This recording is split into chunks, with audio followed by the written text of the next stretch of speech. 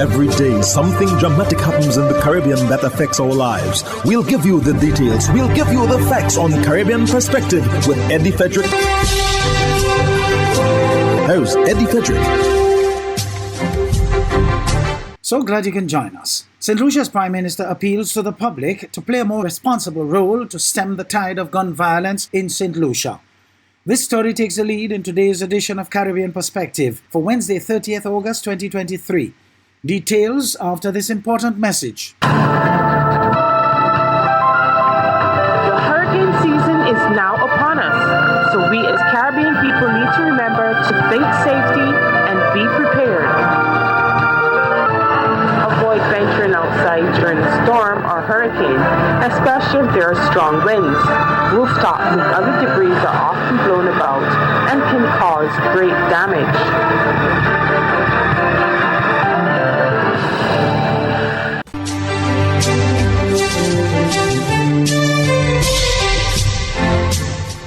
Welcome back. St. Lucia's Prime Minister Philip J. Pear has repeated an appeal to the public to play their part to help the government and police tackle gun violence. Zane Romulus of the DBS News World reports. The 3 young men lost their lives in 2 separate shooting incidents which took place over the weekend. The young men were between the ages of 20 and 23 and were all from communities in Vieux-Fort. At Monday's pre-cabinet presser, Prime Minister Philip J. Pear was pressed about the recent killings. He disclosed that he had met with the High Command of the Royal St. Lucia Police Force earlier and that he had been apprised of the incidents. The possibility of more of these killings is of concern to him and the police. What I can say is the police are investigating. They tell me that they think they have a sequence as to what happened, but again, I will not profess. When I get criticized to be a policeman or be an investigator, my father was not me. Okay. So I will not make any pronouncements on the investigation. What I can tell you is that 2 people got murdered again. Very concerning. My condolences to the relatives. The police, I was meeting the police high command this morning. They promised to leave no stone unturned in trying to solve what happened. They themselves are concerned. But according to them, they have an idea as to what happened. Meanwhile, the Prime Minister disclosed that members of the Regional Security System, the RSS, who came here to assist local cops, have left to fight crime in other regional states. He continues to assert that the gun violence problem is one that is affecting not just the region, but the whole world. The RSS have left because all the governments wanted their troops back because all islands have that problem. Every island. It's a pandemic. It's very sad. I know it's very convenient for us to pretend as if it's a St. Lucia problem. It's very convenient for us to pretend that. Very convenient. It's a pandemic in the region. It's almost a pandemic in the world. You know what's happening in England? England has got a spike of murders. I'm not making any excuses, you. I'm stating the facts. It's a pandemic. Something's happening in the region. Anytime you pick up a phone and you speak to a head of government, he tells you 2 things: crime and inflation. It's a pandemic. The recent killings have driven the island's homicide count to 59, inching the country closer to the possibility of breaking last year's record-breaking count of 76. In the face of rising concern, the Prime Minister says he welcomes solutions to break the trend. I am ready to accept from anybody a solution to that problem. A problem that existed for a long time that has got worse over time. I am at the mercy of anyone. Tell me what, as Minister of National Security, that we can do, me individually or collectively, to solve that problem. For the DBS News World, I am Zane Romulus. Meanwhile, in the Bahamas, homicide spike raising concerns for the Royal Bahamian Police Force. A week ago, a man was gunned down off Cowpen Road. Then on Tuesday, there was another 2 slings. Fast forward to Thursday, where 3 people were shot, including a toddler. One of the men died. And it's against this backdrop of these homicides that Assistant Commissioner of Police Lehman Delaveau is addressing what seems to be a continuing trend. Too many of our young men continue to involve themselves in a life of crime. And it's for that very reason that a number of young men find themselves at the end of a gun. What continues to be troubling, though, is the increasing number of victims on bail. We are very concerned about this trend in this country, and we are doing everything that we can, and you will see very shortly even more aggressive approach in targeting those offenders and placing them before the courts. The courts, we function, and the courts have their role, what they do. We can object, but the courts at the end of the day make a decision as to what happens to a prisoner or person, whether they are given bail or not. And of course, there's a presumption of innocence. Despite the challenges, Delaveau says detectives are working to bring those homicide investigations to a close. Well, we are actively involved in investigating those matters, and we hope to bring some of them to closure pretty soon. We have followed significant leads in many of those matters. As indicated, we continue to speak to the young men of this country to try and resolve their differences without violence. One of the region's leading eye surgeons is commending the government of Antigua and Barbuda for cataract eye surgery program, which has so far benefited close to 700 Antiguans and Barbudans. Garfield Burford of ABS News reports. What is being hailed as a visionary program is returning sight to hundreds of people in this country and preventing others from losing theirs because of cataract. Health Minister Honorable Samuel Joseph forged ahead with the program to engage the Trinidad Eye Hospital. And what it has done, it had allowed us to start off doing the cataract surgeries and trying to clear the backlog from that since around 2018 when the MOU was signed. And that really has leapfrogged us to now, where we have been able to reduce the amount of blindness from cataract quite significantly. Dr. Bowler's team of between 5 to 10 members collaborates with a group at the Celeste Bird Medical Center in providing these life-changing surgeries. Cataract is a clouding of the lens of the eye and is the leading cause of reversible blindness. The surgery is a roughly 10-minute procedure. The government of Antigua has to be congratulated because they chose an intervention which worldwide there's a lot of evidence that this is something you should choose in healthcare to spend your dollars. So far, 669 surgeries have been conducted in this country. Here's the goal. Going up to doing 400 surgeries this year, that's our goal, and we're hoping to hit that target before the end of the year and really make Antigua Barbuda a leading nation for the amount of cataract surgery done per million per year in the whole region. And it will be in the top 3. It may even be higher than that because the data out there is not that good, but we'll know it for Antigua very well. Dr. Bowler says the government is looking to maximize the program's benefits for the population. Minister Mulwin and others have been asking us to do not only adult age-related cataracts, but try and bring more subspecialty surgeries in. And we've been, under his guidance, taking that on, and we did a child in the last visit, a 9-year-old child who had a cataract in one eye. The surgery successfully removed the cataract, and he says the child is now reading.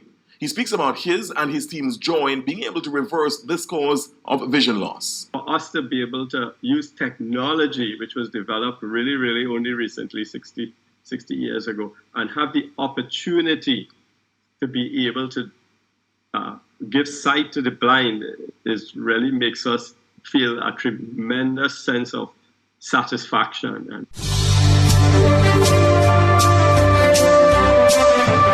You're listening to Caribbean Perspective with Eddie Frederick.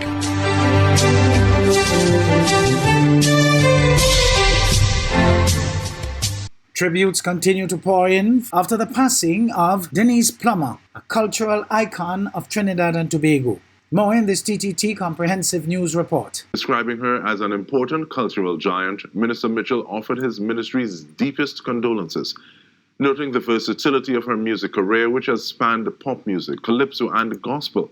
The minister said her music resonated with audiences both locally and globally. He said Denise Plummer has touched every genre of music that represents who we are as Trinbagonians.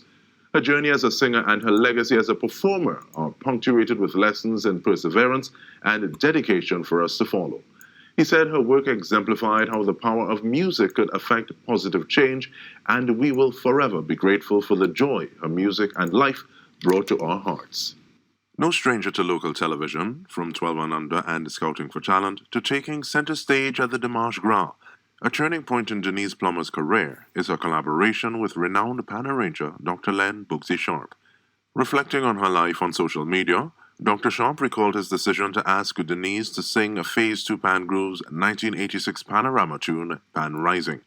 The composition went on to place second at the National Panorama Finals that year, followed by wins in 1987 with This Feelin' Nice, and 1988 with one of her most memorable tunes, Woman is Boss. Dr. Sharp thanked the late Denise Plummer and her family for all that she did for him and the Phase 2 Pan Groove brand. And Pan's governing body, Pan Trinbago, added their voice to the tributes, touched on her battle with cancer, saying Denise ran a great race to the finish line.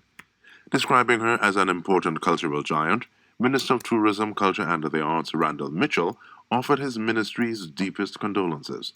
Noting the versatility of her music career, which has spanned pop music, calypso, and gospel, the minister said her music resonated with audiences both locally and globally. He said Denise Plummer has touched every genre of music that represents who we are as Trinbagonians. Her journey as a singer and her legacy as a performer are punctuated with lessons in perseverance and dedication for us to follow. He said her work exemplified how the power of music could affect positive change, and we will forever be grateful for the joy her music and life brought to our hearts. In the wake of persistent drought conditions affecting the functionality of the Panama Canal and its repercussions on global trade, Anthony Hilton, the opposition spokesman on industry, investment, and global logistics in Jamaica, offered insightful commentary during the recent CVM Live discussion held on August 24th. Curated by Joel Crossgill, the comments shed light on the challenges and implications arising from the ongoing situation. We now turn to a compilation of comments curated by Joel Crossgill that were made by opposition spokesperson on industry, investment, and global logistics, Anthony Hilton, during our CVM Live discussion of August 24, addressing the impact on commerce being experienced as a result of prolonged drought conditions affecting the Panama Canal. Opposition spokesperson on industry, investment, and global logistics, Anthony Hilton, began his navigation of the issues impacting the Panama Canal from an engineering perspective. The Panama Canal, for its effectiveness, really is a series of what is called locks. These are canals, and it works because the canal stretches from one side of the isthmus of Panama to another side that joins both the Pacific Ocean and the Atlantic Ocean. And it is the waterway that the ships passes through. And it works, these locks work because they elevate the ships, and to do that, the water level rises. As a result of the prolonged dry conditions, water levels in the docks have been reduced, forcing larger ships attempting to traverse the canal to shed cargo, resulting in a slower process. He says its impact on Jamaica's shipping interests is twofold. Let me just say, it's not helpful. It's not a positive development. The extent of the impact really is about the amount of cargo coming from Asia Pacific region and into this market, which largely is about the Chinese market, possibly from Japan as well, Indonesia, Malaysia, India. Those areas could have an adverse impact.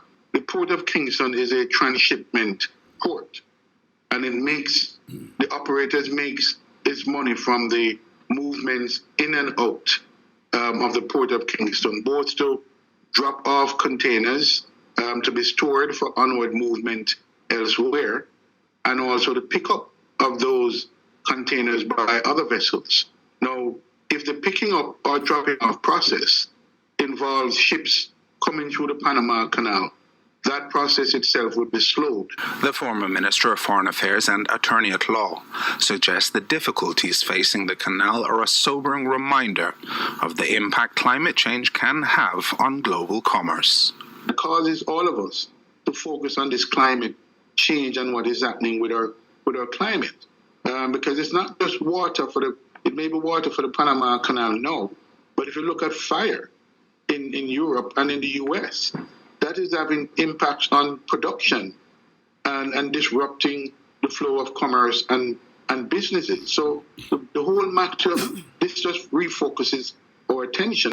Joel Crosskill, CVM Live. Hubbard's is once again innovating the way you shop with its new online store, providing 24-hour shopping convenience. You can shop now for appliances, hardware, houseware, building material, and more. Free delivery island-wide. Start shopping now at hubbardshardware.gd. Safe, convenient, reliable.